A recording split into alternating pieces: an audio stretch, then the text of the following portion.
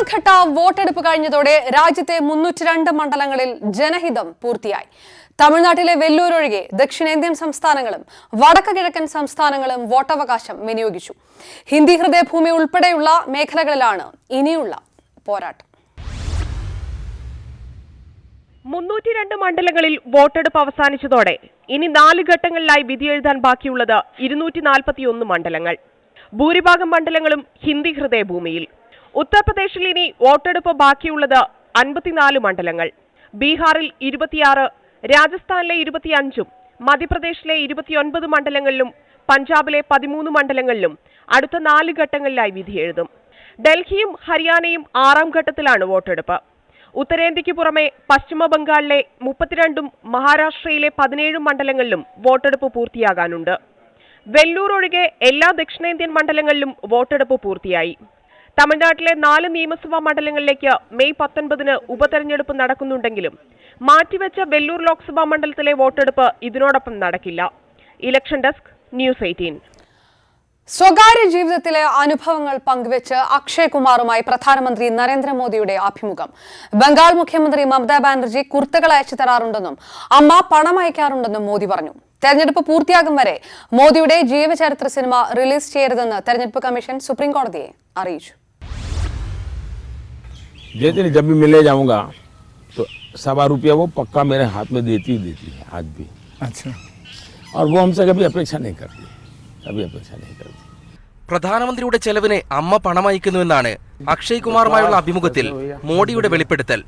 രാജ്യമാണ് കുടുംബം. ബംഗ്ലാദേശ് പ്രധാനമന്ത്രി ഷെയ്ഖ് ഹസീന തനിക്ക് മധുരം അയച്ചു തരാറുണ്ട്. അത് മാതൃകയാക്കി ബംഗാൾ മുഖ്യമന്ത്രി മമതാ ബാനർജി എല്ലാ വർഷവും കുർത്ത അയക്കുന്നു. മോഡിയുടെ ജീവചരിത്രം ആസ്പദമാക്കിയുള്ള PM മോഡി സിനിമയുടെ റിലീസ് ആദ്യം തിരഞ്ഞെടുപ്പ് കമ്മീഷൻ വിലക്കിയിരുന്നു. പിന്നാലെ മോഡിയുടെ കുട്ടിക്കാലം ചിത്രീകരിച്ച വെബ് സീരീസും. ഇതിനിടെയാണ് കുട്ടിക്കാലം, കുടുംബം, രാഷ്ട്രീയം തുടങ്ങി വ്യക്തിജീവിതത്തിലെ സ്വകാര്യ അനുഭവങ്ങൾ സിനിമാ താരം അക്ഷയ് കുമാറുമായി പങ്കുവയ്ക്കുന്ന അഭിമുഖം. വാർത്താ ഏജൻസിയായ ANI ആണ് അഭിമുഖം പുറത്തുവിട്ടത്. മോഡിയുടെ അഭിമുഖം നാടകമെന്ന പരിഹാസവുമായി പ്രതിപക്ഷ പാർട്ടികൾ രംഗത്തെത്തി. മോഡിയുടെ ജീവചരിത്രം പ്രതിപാദിക്കുന്ന സിനിമയുടെ റിലീസ് തിരഞ്ഞെടുപ്പ് കഴിയും വരെ വിലക്കണമെന്ന് തിരഞ്ഞെടുപ്പ് കമ്മീഷൻ സുപ്രീം കോടതിയെ അറിയിച്ചു. ന്യൂസ് 18, ഡൽഹി. പ്രധാനമന്ത്രിക്കെതിരെ രൂക്ഷ വിമർശനവുമായി AICC general secretary Priyanka Gandhi. Modi സംസാരിക്കേണ്ടത് സിനിമാ താരങ്ങളോടല്ല, കർഷകരോടാണെന്ന് പ്രിയങ്ക പറഞ്ഞു. ഉത്തർപ്രദേശിലെ പൊതുറാലിയിൽ സംസാരിക്കുകയായിരുന്നു പ്രിയങ്ക. വാരണാസിയിൽ പ്രധാനമന്ത്രി നരേന്ദ്രമോദി വെള്ളിയാഴ്ച നാമനിർദ്ദേശ പത്രിക നൽകും. റോഡ് ഷോയ്ക്ക് ശേഷമാകും പത്രികാ സമർപ്പണം. അവസാന ഘട്ടത്തിലാണ് വാരണാസിയിൽ വോട്ടെടുപ്പ്. കഴിഞ്ഞ തവണ 3 ലക്ഷത്തിലധികം വോട്ടുകൾക്കായിരുന്നു മോദിയുടെ ജയം. മോദിക്കെതിരെ പ്രിയങ്ക ഗാന്ധി മത്സരിക്കുമെന്ന സൂചനയുണ്ടെങ്കിലും കോൺഗ്രസ് ഹൈക്കമാൻഡ് ഇക്കാര്യത്തിൽ അന്തിമ തീരുമാനം എടുത്തിട്ടില്ല. സംസ്ഥാനത്ത് പോളിംഗ് അവസാനിച്ചതോടെ മുന്നണികൾക്ക് ഇനിയുള്ള 1 മാസക്കാലം കൂട്ടലും കിഴിക്കലുമാണ്. വോട്ടിംഗ് ശതമാനം കണക്കുകൂട്ടലുകൾക്കപ്പുറം കടന്നതോടെ വിവിധ കക്ഷികളുടെ ആത്മവിശ്വാസവും ഉയർന്നു. UDF നേതാക്കൾ സമ്പൂർണ്ണ വിജയം അവകാശപ്പെടുമ്പോൾ അത്ഭുതങ്ങൾക്ക് കാത്തിരിക്കാനാണ് LDF നേതാക്കളുടെ നിർദ്ദേശം. ലോക്സഭയിലേക്ക് അക്കൗണ്ട് തുറക്കുമെന്ന് BJPയും. വോട്ടിംഗ് ശതമാനം ഉയർന്നതിനെക്കുറിച്ചുള്ള ചോദ്യങ്ങളോട് പക്ഷേ ക്ഷുഭിതനായാണ് മുഖ്യമന്ത്രിയുടെ പ്രതികരണം.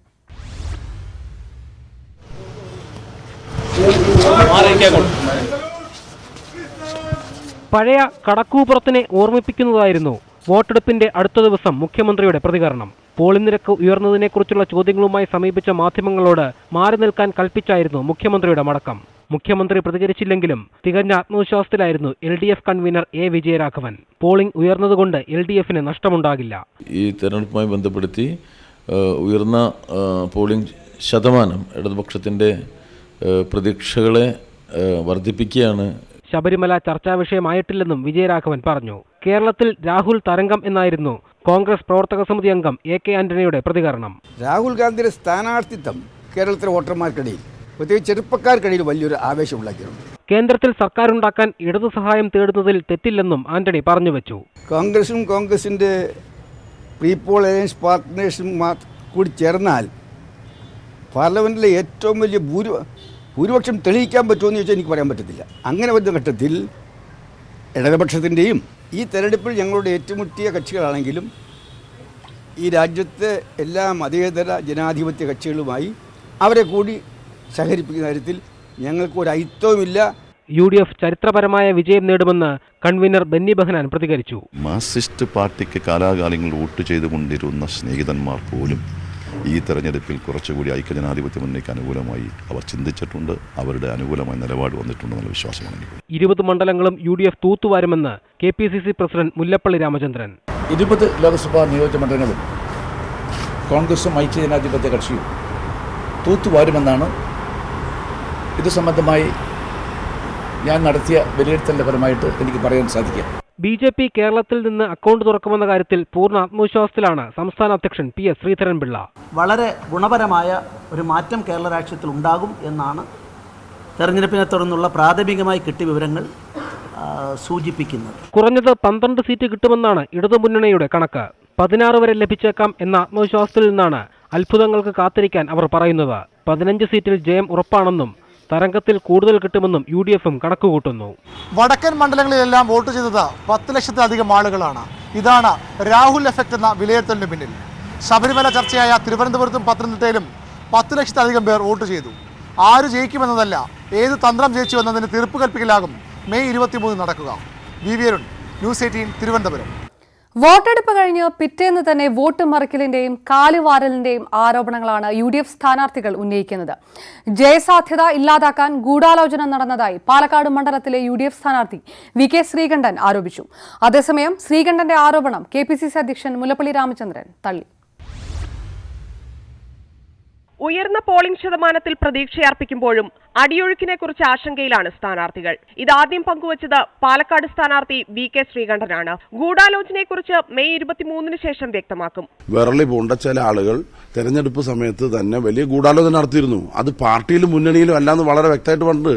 UDFന് ഫണ്ടിന്റെ പരിമിതി ഉണ്ടായിരുന്നെന്നും എന്നാൽ ആർക്കും ഫണ്ട് നിശ്ചയിച്ചിട്ടില്ലെന്നുമായിരുന്നു മുല്ലപ്പള്ളിയുടെ മറുപടി. സാക്ഷാത് രാഹുൽജി മത്സരിക്കുന്ന വയനാട്ടിൽ പോലും ഞങ്ങൾക്ക് ഫണ്ടിന്റെ പരിമിതി ഉണ്ട്, പ്രയാസമുണ്ട്. അത് സത്യമാണ്. അതാർക്കും നിഷേധിക്കാൻ സാധിക്കുന്ന ഒരു വസ്തുതയല്ല. ലാവിഷായിട്ട് ഒരു തെരഞ്ഞെടുപ്പ് ഞങ്ങൾ നടത്താൻ ഞങ്ങൾക്ക് സാധ്യമല്ല. സ്ഥാനാർത്ഥി നിർണയം വൈകിയെങ്കിലും മികച്ച വിജയം നേടുമെന്നാണ് K മുരളീധരന്റെയും ആന്റോ ആന്റണിയുടെയും പ്രതീക്ഷ. ആലപ്പുഴയിൽ സ്ഥാനാർത്ഥിയാകുന്നതിൽ താല്പര്യക്കുറവുണ്ടായിരുന്നില്ലെന്ന് ഷാനിമോൾ ഉസ്മാൻ പറഞ്ഞു. RMPയുടെ വോട്ടിൽ 1% പോലും ചോർച്ചയുണ്ടായിട്ടില്ല എന്ന് മാത്രമല്ല, വളരെ സിസ്റ്റമാറ്റിക് ആയിട്ട് ഇന്നലെ പോലും ഒരു ഫീൽഡുണ്ടായി. സജീവമായ പങ്കാളിത്തം വഹിക്കാത്ത എല്ലാവരും ഒരുമിച്ച് ചേർന്ന് അവർക്ക് പ്രതികരിക്കാനുള്ള തെരഞ്ഞെടുപ്പാണ് എന്നുള്ള ഉറച്ച വിശ്വാസത്തിൽ വോട്ട് ചെയ്തു എന്നുള്ളതാണ് തെരഞ്ഞെടുപ്പിൽ കാണാൻ കഴിഞ്ഞത്. പാർട്ടി എന്നെ ഡയറക്റ്റായിട്ട് തന്നെ ഈ സീറ്റിലേക്ക് പരിഗണിക്കുകയായിരുന്നു. അല്ലാതെ ഞാൻ ഇത് വേണ്ടാന്നൊരിക്കലും പറഞ്ഞിട്ടില്ല. തനിക്കെതിരായ ആരോപണങ്ങൾക്ക് മെയ് 23 ജനം മറുപടി നൽകുമെന്ന് MK രാഘവൻ വ്യക്തമാക്കി. ഞങ്ങൾ വളരെ ഊർജ്ജസ്വലരായി ഈ തെരഞ്ഞെടുപ്പിൽ CPM പാഠം പഠിപ്പിക്കാൻ തീരുമാനിച്ചിരിക്കുക. അത് 23-ാം തീയതി രാവിലെ അറിയും. ഇടുക്കിയിലെ പോളിംഗ് ശതമാനം ഉയർന്നത് UDFന് ഗുണകരമാണെന്ന് ഡീൻ കുര്യാക്കോസ് പ്രതികരിച്ചു. നല്ല ഭൂരിപക്ഷത്തിൽ 7 അസംബ്ലി നിയോജകമണ്ഡലത്തിലും വ്യക്തമായ മേൽക്കൈ UDFന് കിട്ടുമെന്നുള്ളതാണ് പ്രാഥമിക വിലയിരുത്തൽ. പ്രചാരണം തൃപ്തികരമല്ലെന്ന് പരാതി ഉന്നയിച്ചിരുന്ന ശശി തരൂർ ആത്മവിശ്വാസത്തിലാണ്. കോൺഗ്രസ് വോട്ട് മറിച്ചിട്ടില്ലെന്നും തരൂർ പറയുന്നു. ശരിക്കും പറയുകയാണെങ്കിൽ ഈ തവണ ശരിക്കും ഒരു ക്യാമ്പയിൻ ഇതിനെക്കാളും നന്നായി ചെയ്യാൻ ആർക്കും സാധിക്കില്ല. സ്ഥാനാർത്ഥി നിർണയ സമയത്തെ പരാതികൾ വിജയസാധ്യതയെ ബാധിക്കുമെന്ന ആശങ്ക മറ്റു ചില സ്ഥാനാർത്ഥികൾക്കുമുണ്ട്. വരും ദിവസങ്ങളിൽ തുറന്ന പ്രതികരണം നടത്തുമെന്നാണ് ഇവർ നൽകുന്ന സൂചന. News desk, news 18. വടക്കൻ കേരളത്തിൽ വ്യാപകമായി കള്ളവോട്ട് നടന്നെന്ന് കോൺഗ്രസ്. തലശ്ശേരിയിലും കൂത്തുപറമ്പിലും സംഘടിതമായി കള്ളവോട്ട് നടന്നെന്ന് KPCC പ്രസിഡന്റ് മുല്ലപ്പള്ളി രാമചന്ദ്രൻ ആരോപിച്ചു. കള്ളവോട്ട് നടന്നു എന്നതിന് തെളിവുണ്ടെന്ന് K സുധാകരനും രാജ്മോഹൻ ഉണ്ണിത്താനും പറഞ്ഞു. UDF ആരോപണം പരാജയം മുന്നിൽ കണ്ടിട്ടാണെന്നായിരുന്നു MV ജയരാജന്റെ മറുപടി. തലശ്ശേരിയിലും കൂത്തുപറമ്പിലും വ്യാപകമായി കള്ളവോട്ട് നടന്നെന്നായിരുന്നു KPCC പ്രസിഡന്റ് മുല്ലപ്പള്ളി രാമചന്ദ്രന്റെ ആരോപണം. P ജയരാജന്റെ ബൂത്തിലും കള്ളവോട്ട് നടന്നു. പരാതി പറയുന്നവർക്കെതിരെ തെരഞ്ഞെടുപ്പ് കമ്മീഷൻ കേസെടുക്കുന്നത് അംഗീകരിക്കാനാവില്ലെന്നും മുല്ലപ്പള്ളി പറഞ്ഞു. ഇടതുപക്ഷ ജനാധിപത്യ മുന്നണിയുടെ വടകര മത്സരിക്കുന്ന സ്ഥാനാർത്ഥിയുടെ വീടും പരിസരത്തുള്ള ബൂത്തുകൾ മാത്രം എടുത്ത് പരിശോധിച്ചാൽ എത്രത്തോളം കള്ളവോട്ടുകൾ നടന്നു എന്ന കാര്യം അവിടെ CCTV ഉണ്ടെങ്കിൽ അല്ലെങ്കിൽ മറ്റ് സംവിധാനങ്ങൾ നിലവിലുണ്ടെങ്കിൽ അത് തെളിയിക്കപ്പെടുക തന്നെ ചെയ്യും. കാസർഗോഡും കണ്ണൂരിലും കള്ളവോട്ട് നടന്നു എന്ന പരാതി രാജ്മോഹൻ ഉണ്ണിത്താനും K സുധാകരനുമുണ്ട്. UDF മേഖലകളിൽ പോളിംഗ് കുറഞ്ഞതിലും ഉണ്ണിത്താന് ആശങ്കയുണ്ട്. കള്ളവോട്ട് ശരിക്കും നടന്നിട്ടുണ്ട്. പട്ടിയുടെ വാല് 12 കാലം കുഴലിട്ടാലും കുഴലെടുക്കുമ്പോൾ വാല് വളഞ്ഞേയിരിക്കൂ. മാർക്സിസ്റ്റുകാരെ നന്നാക്കാൻ ഈ ലോകത്ത് ആരെങ്കിലും വിചാരിച്ച് നടക്കൂ? ഈ പറയുന്ന കള്ളവോട്ട് ഈ 10 മണി 10:15 11 മണിക്കും ചെയ്തതൊക്കെ നമ്മുടെ കയ്യിൽ വീഡിയോ ഉണ്ട്. വീഡിയോ വെച്ച് തന്നെ നമ്മൾ ജയിച്ചാലും തോറ്റാലും ഈ election result what ever it may be we will proceed legally. കള്ളവോട്ട് നടന്നെന്ന UDF ആരോപണം പരാജയം മുന്നിൽ കണ്ടിട്ടാണെന്നാണ് CPM മറുപടി. തീവ്രവാദ സംഘടനയിൽ നിന്ന് ലീഗിൽ ചേർന്നവർ അരിമ്പ്രയിൽ ചീമേനി മോഡൽ അക്രമത്തിന് ശ്രമിച്ചുവെന്നും CPM കണ്ണൂർ ജില്ലാ സെക്രട്ടറി MV ജയരാജൻ ആരോപിച്ചു. തെരഞ്ഞെടുപ്പിൽ കള്ളവോട്ടോ ക്രമക്കേടോ നടന്നിട്ടില്ല എന്നതാണ്. News desk news 18. വോട്ടെടുപ്പ് പൂർത്തിയാക്കി വോട്ടിംഗ് യന്ത്രങ്ങളും വിവിപാറ്റും സ്ട്രോങ് റൂമുകളിലേക്ക് മാറ്റി. കേന്ദ്രസേനയുടെ കനത്ത സുരക്ഷാ വലയത്തിലാകും ഇനിയുള്ള ഒരു മാസം സ്ട്രോങ് റൂമുകൾ. സംസ്ഥാനം വിധിയെഴുതിയത് എന്തെന്നറിയാൻ ഇനി ഒരു മാസത്തെ കാത്തിരിപ്പ്. അതുവരെ വോട്ടിംഗ് യന്ത്രങ്ങളും വിവിപാറ്റും വോട്ടെണ്ണൽ കേന്ദ്രങ്ങളിലുള്ള സ്ട്രോങ് റൂമുകളിൽ ഉണ്ടാകും. ഇതിനായി 257 സ്ട്രോങ് റൂമുകളും ഒരുക്കി. സംസ്ഥാനത്തെ 20 ലോക്സഭാ മണ്ഡലങ്ങളിലായി 55 വോട്ടെണ്ണൽ കേന്ദ്രങ്ങളുണ്ടാകും.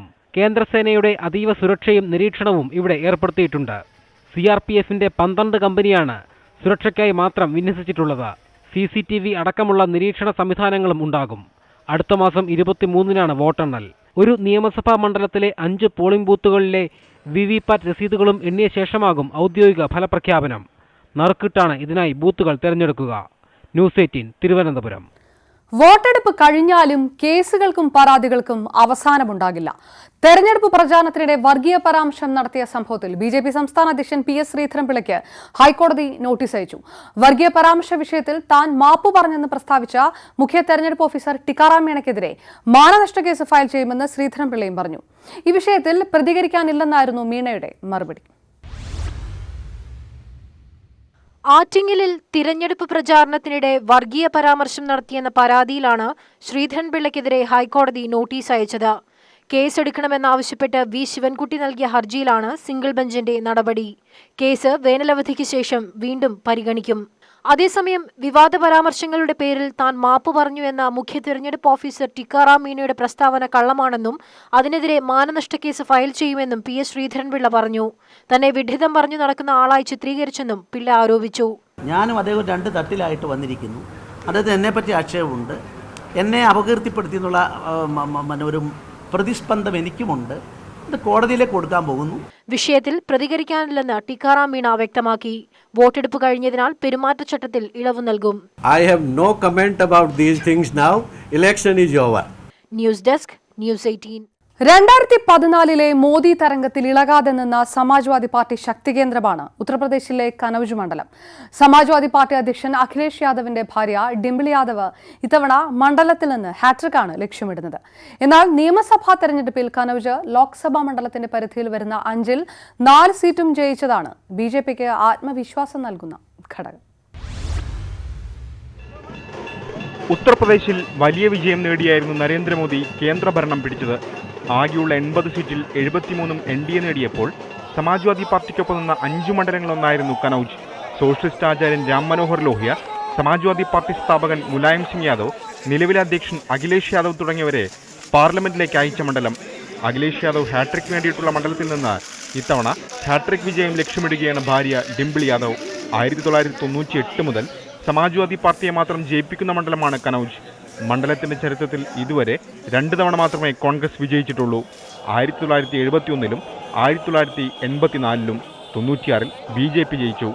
ഇതൊഴിച്ചു നിർത്തിയാൽ 12 തവണയും സോഷ്യലിസ്റ്റുകൾക്കായിരുന്നു ജയം. മോദി തരംഗം വീശിയ കഴിഞ്ഞ തവണ 19,907 വോട്ടിന്റെ ഭൂരിപക്ഷത്തിലായിരുന്നു ഡിംപിളിന്റെ ജയം.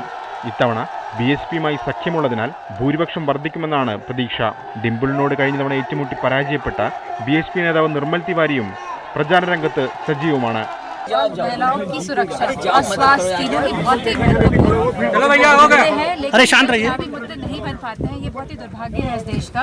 और जिस दिन ये चुनावी मुद्दा बन जाएगा तो मैं समझती हूँ महिलाओं की स्थिति बहुत सुधरेगी. डिंपल जी, जैसे परिवार की लड़ाई है, परिवार की लड़ाई में किसको देखती है, कौन जीता है? कोई परिवार की लड़ाई बची नहीं है. मैं सेटअप है और किसी को भी कहीं से भी लड़ने का हक है, अधिकार है. और अगर कोई लड़ना चाहता है तो मैं समझती हूँ उसमें कोई बुरा मानने वाली कोई बात नहीं. കഴിഞ്ഞ തവണ ഡിംപിളിനോട് തോറ്റ സുബ്രത പതക്കാണ് ഇത്തവണയും BJP സ്ഥാനാർത്ഥി. കഴിഞ്ഞ തവണ 1.79% വോട്ടിന്റെ മാത്രം വ്യത്യാസം നഷ്ടപ്പെട്ട മണ്ഡലം ഇത്തവണ BJPക്കൊപ്പം നിൽക്കുമെന്ന് പതക്. ഇതിനു പുറമെ കഴിഞ്ഞ നിയമസഭാ തെരഞ്ഞെടുപ്പിൽ നടത്തിയ പ്രകടനമാണ് BJPക്ക് പ്രതീക്ഷ നൽകുന്നത്.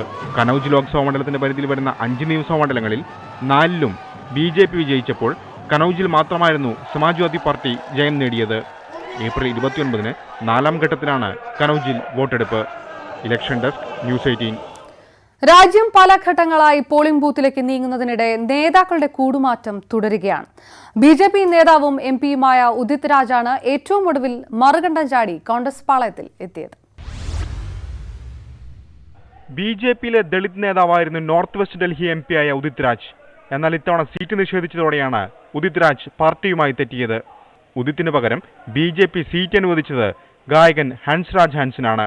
സീറ്റ് ലഭിക്കില്ലെന്ന് ഉറപ്പായതോടെ ട്വിറ്ററിലെ ചൌക്കിദാർ ഉദിത് രാജ് എന്ന പേര് ഉദിത് രാജ് എന്നാക്കി മാറ്റുകയും പാർട്ടി വിടുമെന്നും ഭീഷണി മുഴക്കിയിരുന്നു. കോൺഗ്രസിൽ ചേർന്ന ഉദിത് രാജ് ബിജെപിക്കെതിരെ രൂക്ഷ വിമർശനങ്ങളാണ് ഉന്നയിച്ചത്. പട്ടികജാതി പട്ടികവർഗ വിഭാഗങ്ങൾക്ക് നേരെ ആക്രമണങ്ങൾ നടക്കുമ്പോൾ രാംനാഥ് കോവിന്ദ് മൗനം പാലിച്ചതുകൊണ്ടാണ് അദ്ദേഹം രാഷ്ട്രപതിയായത്. എന്നാൽ ഇതേ വിഷയങ്ങളിൽ ശബ്ദമുയർത്തിക്കൊണ്ടാണ് തനിക്ക് സീറ്റ് നിഷേധിച്ചതെന്നും ഉദിത് രാജ് ആരോപിച്ചു. वजह से एक बहुत बड़ी चीज निकल करके देश में आई कि बीजेपी कितना दलित विरोधी है. कोविंद जी को इस लायक भी नहीं समझा था 2014 में कि उनको टिकट देते, जबकि वो टिकट चाह रहे थे. तो चुप रहने का इनाम देखा आपने राष्ट्रपति. और मैं चुप रहता तो हो सकता था मुझे प्राइम मिनिस्टर कभी न कभी बना देते. 2014 ലോക്സഭാ തെരഞ്ഞെടുപ്പിന് തൊട്ടു മുൻപാണ് ഉദിത് രാജ് നേതൃത്വം നൽകിയിരുന്ന ഇന്ത്യൻ ജസ്റ്റിസ് പാർട്ടി ബിജെപിയിൽ ലയിച്ചത്. Election desk, news 18. ഇന്നലെ വോട്ടെടുപ്പ് നടന്ന ഗുജറാത്തിലെ ബനാജി പോളിംഗ് ബൂത്തിൽ ഒറ്റ വോട്ടർമാർ മാത്രമാണ് ഉണ്ടായിരുന്നത്. ഗിർവനത്തിനുള്ളിലെ പോളിംഗ് ബൂത്ത് ഭരത്ദാസ് ബാപ്പു എന്ന 70-കാരന് വേണ്ടി മാത്രമായാണ് ഒരുക്കിയത്.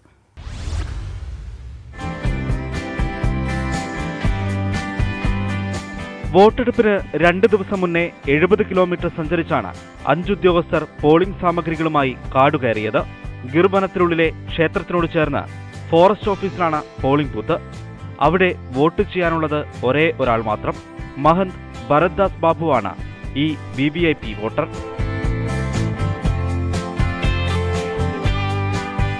പൂക്കൾ നൽകിയാണ് ബൂത്തിലെ ഏക വോട്ടറെ ഉദ്യോഗസ്ഥർ സ്വീകരിച്ചത്. തന്റെ ബൂത്തിൽ 100% പോളിംഗ് നടന്നതിന്റെ അഭിമാനം ഭരത്ദാസ് ബാബുവിനുണ്ട്. വോട്ട് ചെയ്യാനുള്ള അവസരം നഷ്ടപ്പെടുത്താറില്ലെന്നും ഭരത്ദാസ്. मैं ये वोट किया है आज 100% मत हुआ है और मैं सबको यही सलाह देता हूँ कि आप सब अपना अमूल्य वोट कीजिए और 100% मत होना चाहिए. सब जगह से रिजल्ट ये आवे कि भाई 100% मत हुआ. जैसे बानेज में हुआ वैसा सब जगह से 100% का रिजल्ट आना चाहिए. പോളിംഗ് ജോലിക്കെത്തിയ ഉദ്യോഗസ്ഥർ മൊബൈൽ റേഞ്ചില്ലാതെ കഷ്ടപ്പെട്ടു. പോളിംഗ് മിനിറ്റുകൾക്കുള്ളിൽ അവസാനിച്ചെങ്കിലും ഇവർക്ക് വൈകിട്ട് 6 മണി വരെ കാത്തിരിക്കേണ്ടി വന്നു. ഇത്തവണ അരുണാചൽ പ്രദേശിലെ 400 കിലോമീറ്റർ അകലെയുള്ള ഗ്രാമത്തിലും ഒരു വോട്ടർക്കായി തെരഞ്ഞെടുപ്പ് കമ്മീഷൻ പോളിംഗ് ബൂത്ത് ഒരുക്കിയിരുന്നു.